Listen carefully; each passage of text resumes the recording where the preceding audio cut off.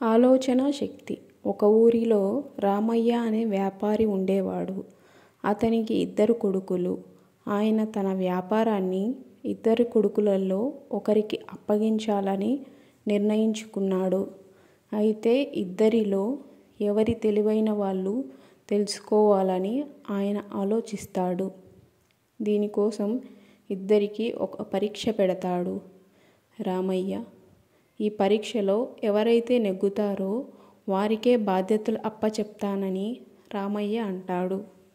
కొడుకులకు ఇద్దరికీ కొంత డబ్బును ఇచ్చిన రామయ్య, ఈ డబ్బుతో ఇంటిని నింపగల ఒక వస్తువును ఎవరైతే ముందు తెస్తారో వాళ్ళే ఈ పరీక్షలో నెగ్గినట్టు అని అంటాడు.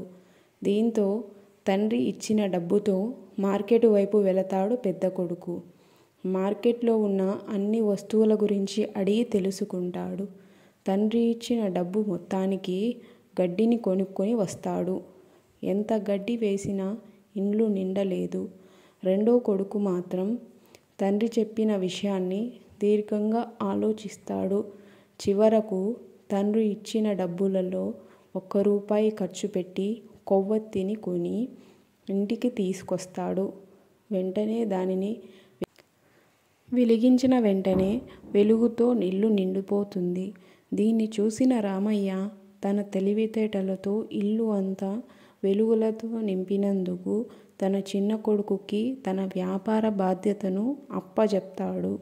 సరైన ఆలోచన లేక ఇంటిని గడ్డితో నింపిన పెద్ద కొడుకు తమ్మునికి వ్యాపారంలో సాయం చేయమని చెప్తాడు.